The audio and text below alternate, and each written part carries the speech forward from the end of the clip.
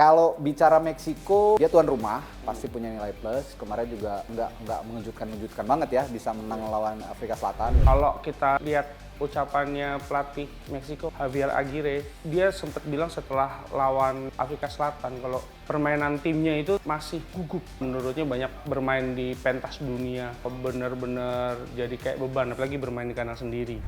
Kalau ngomongin Meksiko yang juga jadi perhatian adalah kipernya yang veteran ya. Iya. Siapa namanya? Ochoa. Si Kribo.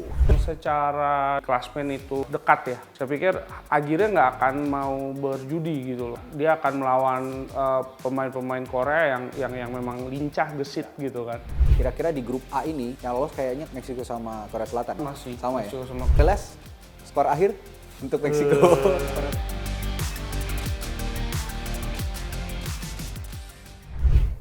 Balik lagi di podcast Arah Juara Kompas TV yang tayang di YouTube channelnya Kompas TV untuk membahas prediksi pertandingan di Pesta Bola Dunia di Amerika Serikat, Kanada dan juga Meksiko. Yang kita akan review sekarang itu pertandingan antara Meksiko melawan Korea Selatan. Ini adalah pertandingan kedua bagi masing-masing tim di grup A. Yang tergabung di grup A ada selain Meksiko dan Korea Selatan itu ada Afrika Selatan dan juga Ceko.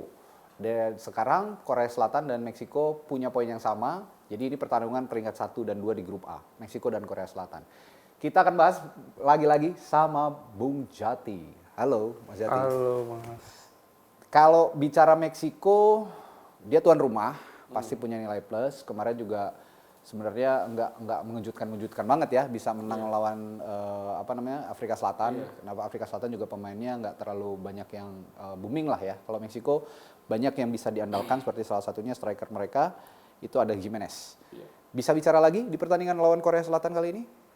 Saya yakin sih bisa, karena kalau kita lihat ucapannya pelatih Meksiko, Javier Aguirre, dia sempat bilang setelah lawan Afrika Selatan kalau permainan timnya itu ternyata masih gugup gitu, karena banyak menurutnya banyak bermain di pentas dunia seperti sekarang ini tuh benar-benar jadi kayak beban, apalagi bermain di kandang sendiri. Dan saya yakin setelah kemenangan kemarin, pemain-pemain Meksiko tentunya akan lebih percaya diri dan termotivasi kan. Apalagi mereka akan bermain di hadapan pendukungnya sendiri. Oke. Tapi selain Gimenez di lini depan, siapa sih sebenarnya yang bisa diandalkan Meksiko ini untuk bisa ngalirin bola ke lini depan sepertinya? Sebenarnya di situ kan ada Orbelin Pineda yang bisa bermain dari sayap, terus juga ada Luis Chavez. Tapi kemarin Pineda dan Chavez bermain sebagai pengganti. Tapi saya pikir yang akan jadi faktor utamanya ya Raul Gimenez, tetap ya. Gimenez karena icon juga dia di Meksiko sekarang. Apalagi kemarin tuh dia nyetak gol sebenarnya tidak dalam kondisi yang secara mental oke. Orang tua bapaknya kalau nggak salah baru meninggal kan sebelum pertandingan. Tapi di situ dia nunjukin bahwa ternyata pengalaman dan motivasi itu ternyata berperan besar untuk seorang pemain bola bisa menunjukkan penampilan dan performa yang bagus. Kalau ngomongin Meksiko yang juga jadi perhatian adalah kipernya yang udah veteran ya. Iya. Siapa namanya? Ochoa. Oh iya benar, Guillermo Ochoa, si Kribo. Iya. Ini sudah makan asam garam banget di Piala Dunia, tapi belum dapat kesempatan bermain di Piala Dunia kali ini. Nah, kira-kira ada kesempatan nggak dari kalau saya pikir melawan Korea Selatan yang secara di klasmen itu dekat ya. Kan saat ini Meksiko posisi pertama dan Korea Selatan di posisi kedua. Saya pikir Aguirre nggak akan mau berjudi gitu loh, memainkan Ochoa karena dia akan melawan pemain-pemain Korea yang memang lincah, gesit gitu kan. Saya pikir Raul Rangel kembali akan dimaksimalkan di bawah Mister Gawang sih. Oke. Nah, sebelum kita beranjak ke Korea Selatan, kira-kira formasi yang dipakai masih sama? Sepertinya akan sama, tapi ya bisa jadi akan ada perubahan seperti Kapten Edson Alvarez kemarin kan sempat nggak dimainin ya. Terus juga Orbelin Pineda mungkin akan dimaksimalkan sejak menit awal setelah kemarin masuk dari bangku cadangan. kita beranjak ke Korea Selatan. Korea Selatan itu kalau memang dibandingkan Meksiko, pemain-pemain abroad-nya yang bermain di liga-liga Eropa kan cukup banyak ya. Iya. Ada Hwang In-beom di Feyenoord, ada siapa lagi ya? Kalau yang main di Eropa. Di Eropa ada Lee Kang-in. Lee Kang-in itu di PSG. Paris Saint-Germain. Belum lagi Kim Min-jae ya. Kim Min-jae di Bayern Munchen. Nah, kira-kira nanti kan dia bisa melibas Ceko ya di pertandingan perdananya. Itu juga tim yang nggak bukan tim yang sembarangan. Iya, Ceko kan betul. punya Patrick Schick, punya siapa lagi yang pemain veteran itu, ada satu lagi. Patrick Schick sama lini depannya. Gue lupa lini depannya siapa. Patrick Schick tuh. Nah, pokoknya adalah satu pemain di Liga Eropa lain. Nah, kira-kira bakal bisa meladeni tuan rumah? Harusnya sih bisa, karena kalau kemarin kita lihat itu kan Korea sendiri itu kan tertinggal lebih dulu ya dari Ceko, tapi kemudian akhirnya mereka bisa bangkit. 2 gol dan semua golnya itu terjadi di babak kedua gitu kan. Saya pikir yang penting mungkin ini sih peran Son Heung-min di pertandingan nanti gitu. Saat melawan Meksiko, Son memang tampil tidak begitu bagus ya. Walaupun dia sempat menciptakan beberapa peluang gol, tapi bola akhirnya berapa kali menyamping gawang. Ini yang jadi pertanyaan banyak pecinta bola juga. Kenapa Son itu kemarin kok melayang semua bolanya? Apa ada pressure khusus buat Son ini? Karena sepertinya ini kayaknya Piala Dunia terakhirnya dia. Bisa jadi karena usianya sekarang kan sudah 34. Ya bisa jadi ini kan jadi Piala Dunia terakhirnya dia. Dan mungkin dia juga ingin memberikan gelar gitu atau prestasi tersendiri buat Korea Selatan kan. Di pentas dunia ini kan Korea Selatan tertinggi itu menjadi semifinalis 2002 kan. Tapi kan saat itu mereka sebagai tuan rumah. Yang saya soroti mungkin adalah Korea Selatan ini harus mampu mengantisipasi bola-bola mati, karena gol Ceko kemarin itu kan berawal dari bola mati, di mana lemparan ke dalam pemain Ceko gagal diantisipasi pertahanan Korea. Padahal di situ ada satu pemain Ceko yang bisa mampu maju, akhirnya menyongsong bola untuk mencetak gol. Gitu. Jadi saya pikir pelatih Hong Myung-bo ya harus memperkuat lagi pertahanannya.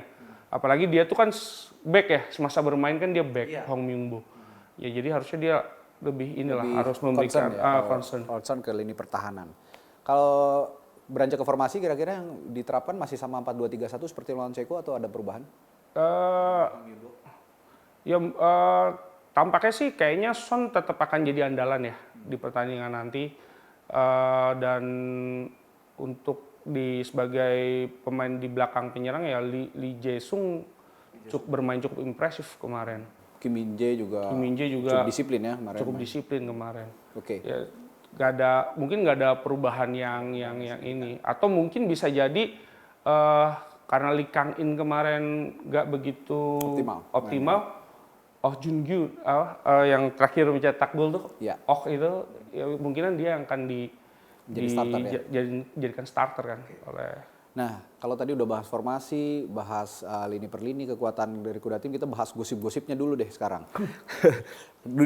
di 2022 ini ada bukan skandal ya, tapi lebih ke gosip sedikit kerikil di internal Korea Selatan. Ada perselisihan antara Lee Kang-in ya dengan Son Heung-min waktu itu.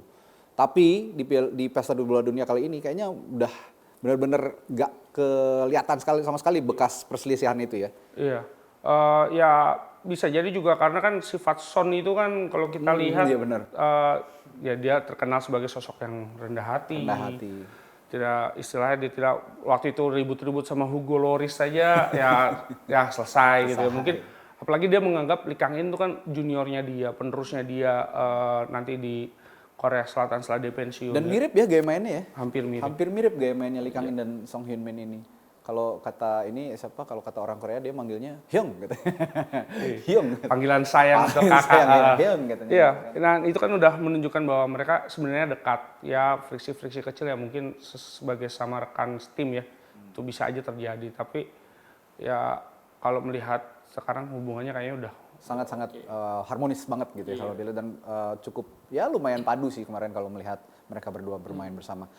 Tadi dari Korea Selatan sekarang ada gosip dari bukan gosip sih tapi lebih ke membahas regenerasi pemain Meksiko. Dulu kan ada Chicharito ya yang nama-nama besarnya banyak lah Meksiko tuh kan. Sekarang kok kayak agak seret kenapa ya kira-kira kalau Mas Jati lihatnya?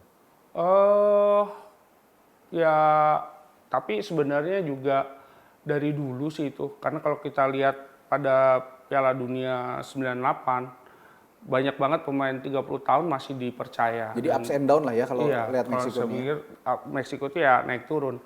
Tapi yang pasti sih mereka akan selalu mempunyai seorang penyerang tajam sih. Zaman dulu ada Luis Hernandez, Cuauhtémoc Blanco, Jared Borghetti dan sekarang ada Raul Jimenez. Saya pikir itu yang mungkin saja akan ada bintang baru lagi kali nanti di kubu Meksiko. Tapi ya sebenarnya mengandalkan pemain usia uzur tuh sebenarnya sudah terlihat sih dari lama sih di Meksiko. Di Meksiko tuh memang, tapi sekarang juga mereka punya keuntungan pemain ke-12 ya, karena bermain di kandang sendiri, jadi tuan rumah. Kemarin juga pada saat pembukaan kan luar biasa dukungannya untuk. Dan sebenarnya banyak pemain pengalaman juga ada bagusnya kan.